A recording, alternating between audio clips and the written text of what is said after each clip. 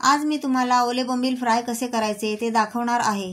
आणि हे बोंबील सगळ्यांना कुरकुरीतच खायला आवडतात। तर हे कुरकुरीत कसे करायचे हे मी तुम्हाला या व्हिडिओमध्ये दाखवणार आहे। तर व्हिडिओ शेवटपर्यंत नक्की बघा। चला रेसिपीला सुरुवात करूया। त्यासाठी मी हे अर्धा किलो बोंबील विकत आणलेले आहेत आणि हे कोळणीकडून साफ करून घेतलेले आहेत आणि इथे मी घरी आल्यावर 3-4 पाण्याने स्वच्छ धुवून घेतलेले आहेत। आता हे बोंबील मी मॅरिनेट करून ठेवणार आहे। हे बघा, हे बोंबील मी पहिले या काचेच्या बाउलमध्ये काढून घेते, म्हणजे कसं मॅरिनेट करायला सोपं जातं।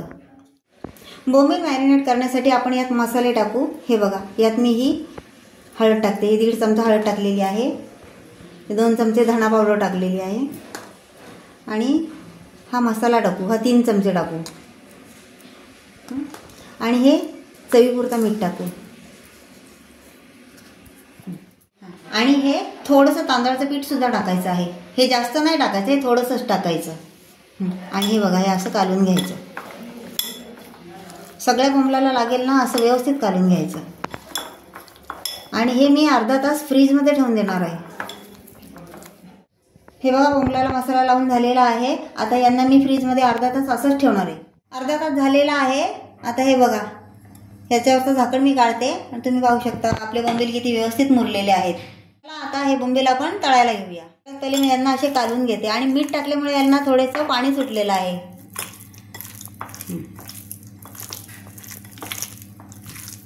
तुम्ही पाहू शकता मसाला अगदी सगळ्या बोंबलाला किती व्यवस्थित लागलेला आहे।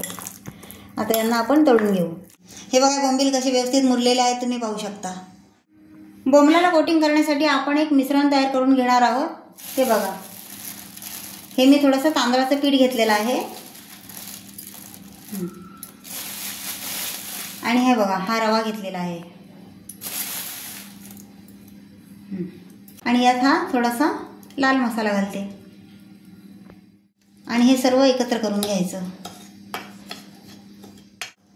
या पिठाचं आपण बोंबलाला कोटिंग करून मग बोंबील तळणार आहोत आणि असं केल्यामुळे बोंबील अगदी कुरकुरीत होतात।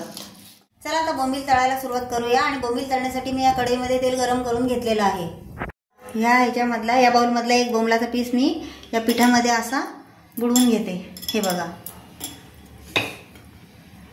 हा एक असं सगळ्या बोंबलांना मी कोट करून घेणार आहे। आता हे बोंबील मी डीप फ्राय करून घेत आहे। तुम्हाला शॅलो फ्राय करायचे असेल तर तुम्ही शॅलो फ्राय सुद्धा करू शकता। हा बघा, हा बोंबील मी त्या तेलामध्ये सोडते।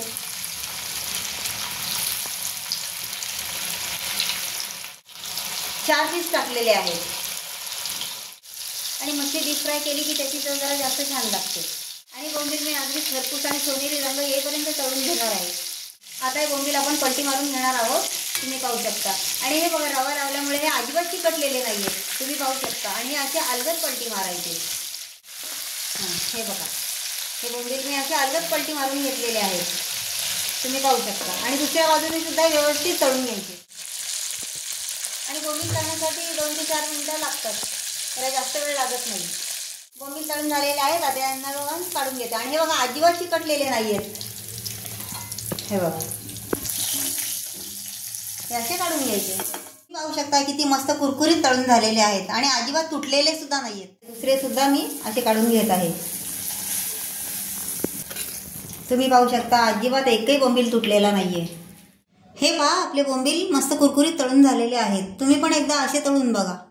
तर तुम्हाला रेसिपी कशी वाटली आहे मला कमेंट करून सांगा। व्हिडिओ आवडला तर व्हिडिओला लाईक करा आणि जास्तीत जास्त लोकांना शेअर करा आणि माझ्या चॅनलला नक्की सबस्क्राईब करा। भेटूया पुढच्या व्हिडिओत। धन्यवाद।